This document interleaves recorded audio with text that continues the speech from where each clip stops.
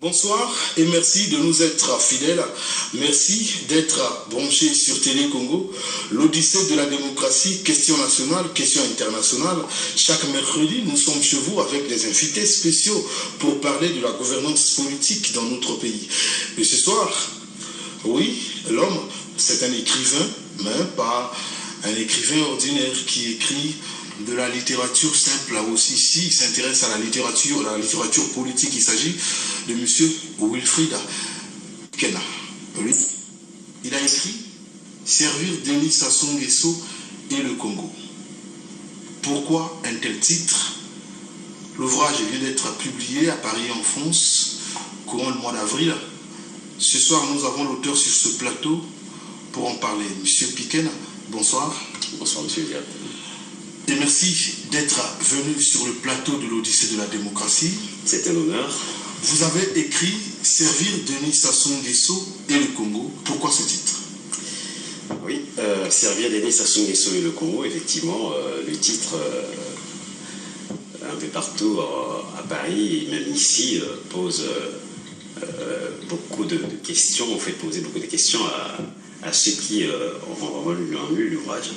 Effectivement, Servir Denis Sassou Nguesso, oui, parce que personnellement, mon engagement politique a été donc motivé par Denis Sassou Nguesso.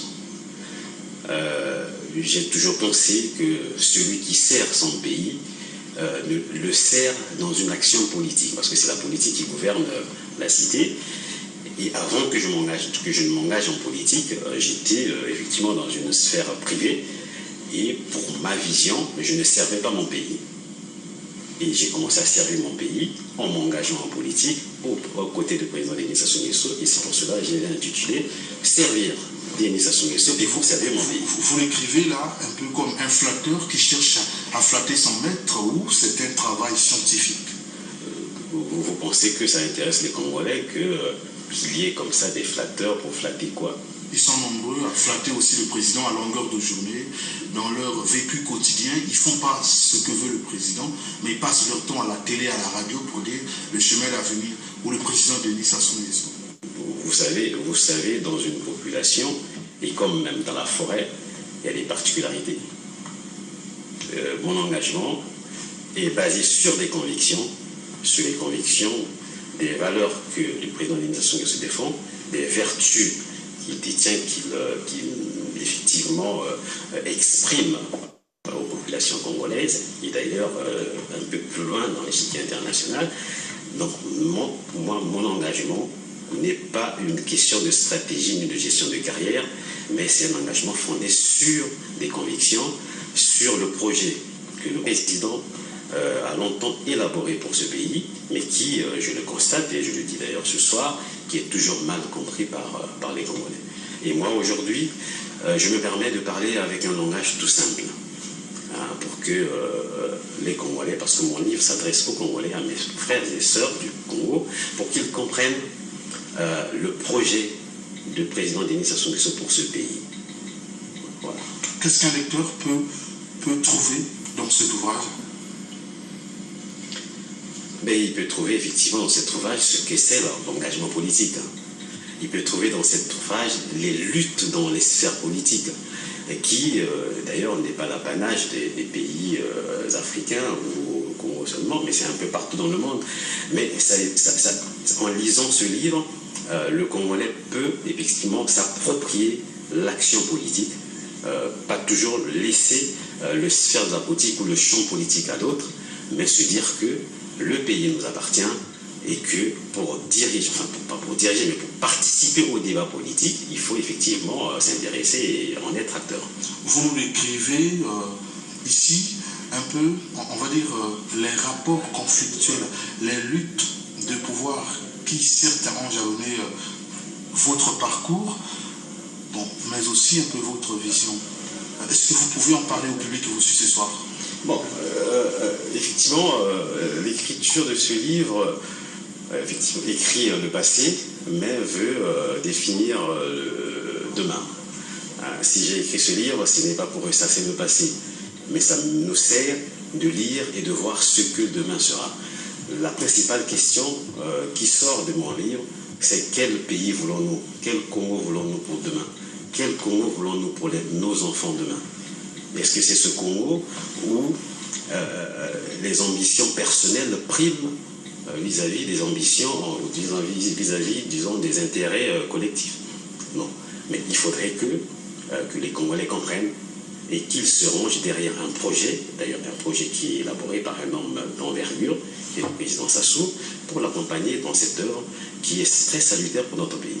C'est tout cela qui constitue mon engagement et je ne suis jamais retenu d'expliquer, d'ailleurs comme un pédagogue, d'expliquer ce projet.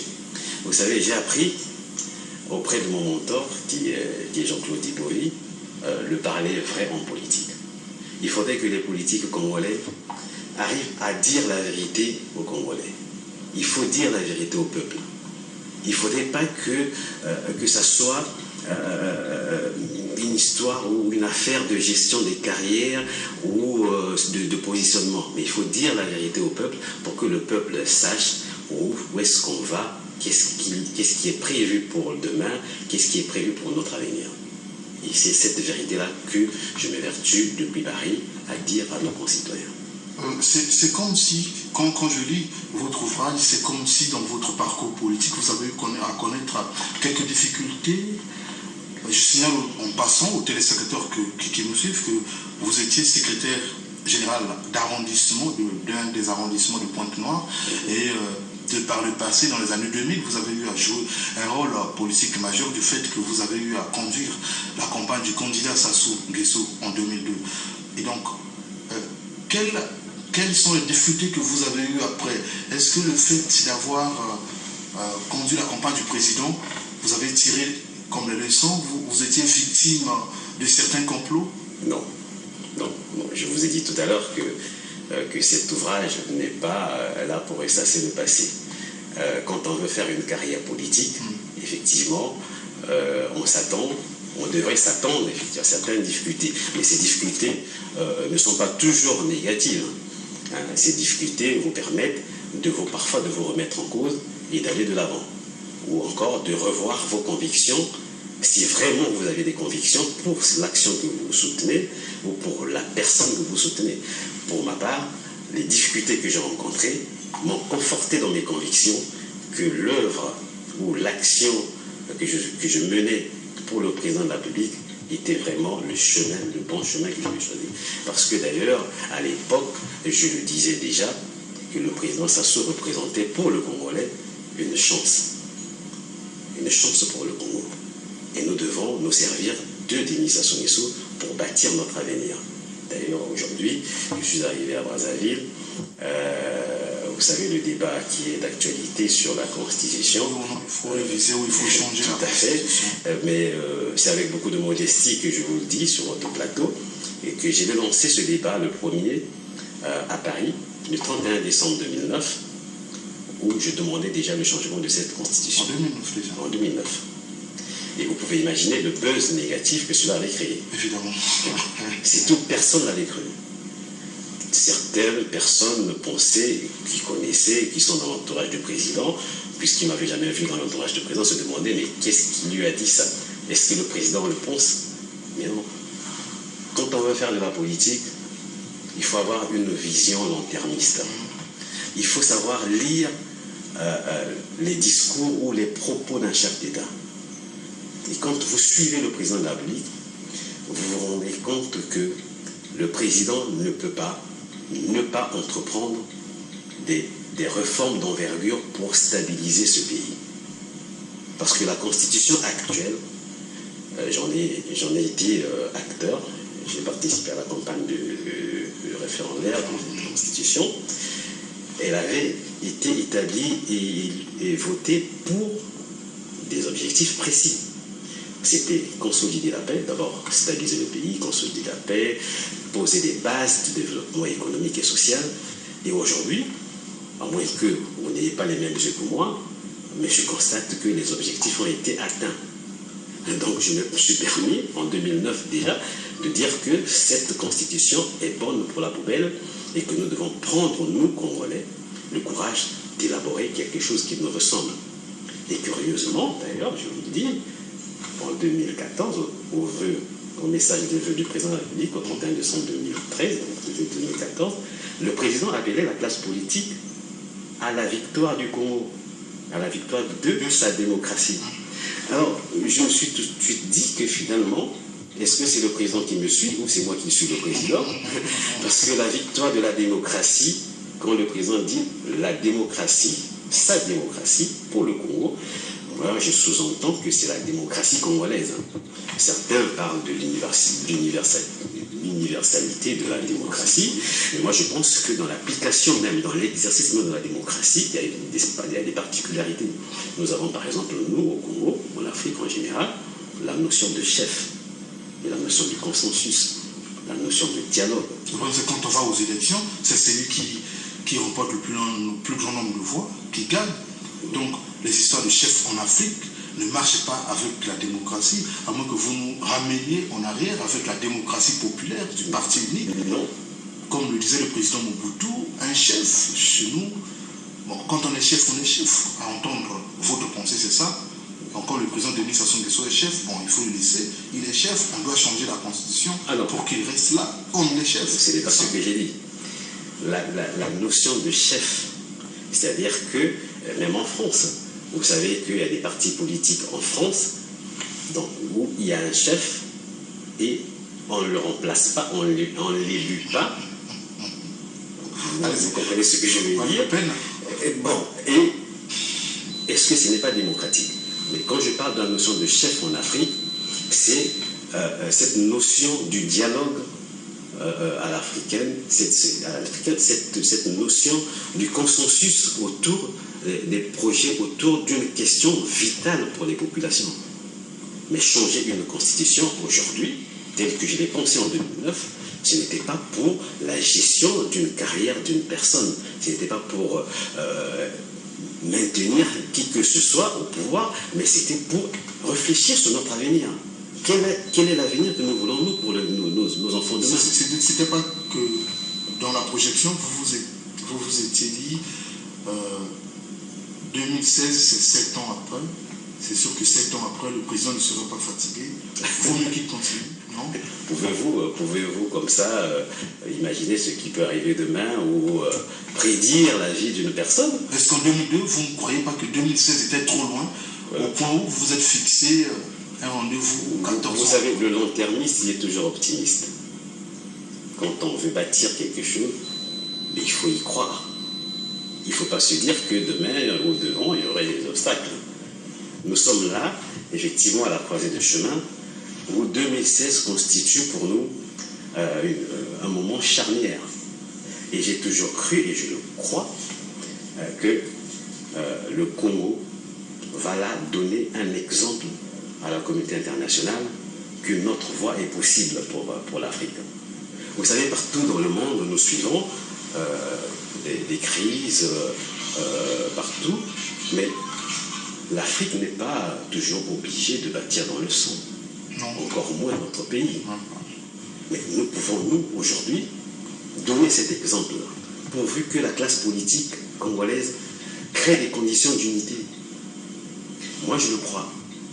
Parce qu'aujourd'hui, le projet que le président de la République est en train de mener pour ce pays permet à tout le monde d'être autour d'une table pour réfléchir sur le cadre constitutionnel qui nous permettra finalement de stabiliser, de consolider la paix et d'aller vers le développement. Tiens, mais il a lancé l'émergence. Donc vous défendez toujours l'idée selon laquelle il faut changer la constitution du 20 janvier 2000. Il faut complètement changer cette constitution, complètement.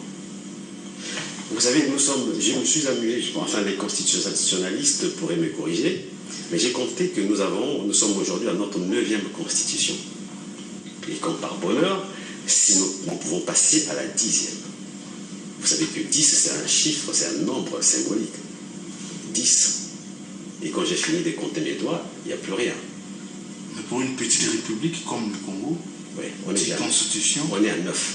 Bon, oui, si on pouvait opter pour votre choix, on aura 10 constitutions, au moins de 60 ans d'existence. Oui, et justement. C'est pas sérieux du tout, non? C'est pas sérieux déjà d'arriver à 9.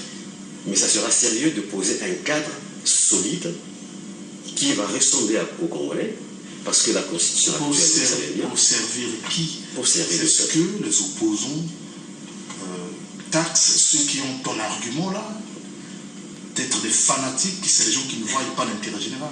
Non. Ce sont ces opposants qui ne voient pas l'intérêt général. Parce que l'intérêt général, c'est quel avenir pour le Congo de demain?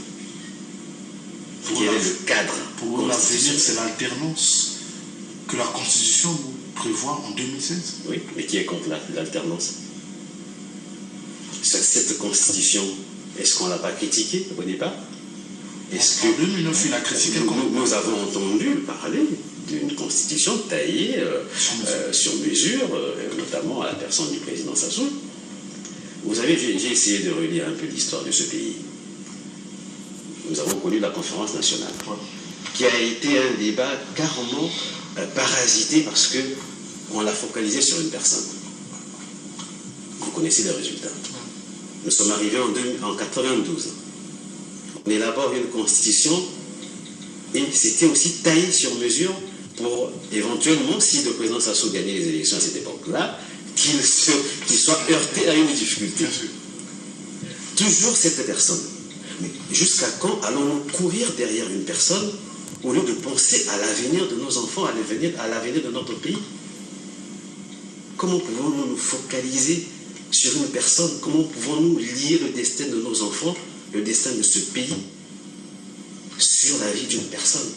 Quand bien même cette personne se bat pour nous garantir tout ce qu'aujourd'hui nous jouissons, tout ce qu'aujourd'hui nous récoltons comme fruit de ces efforts.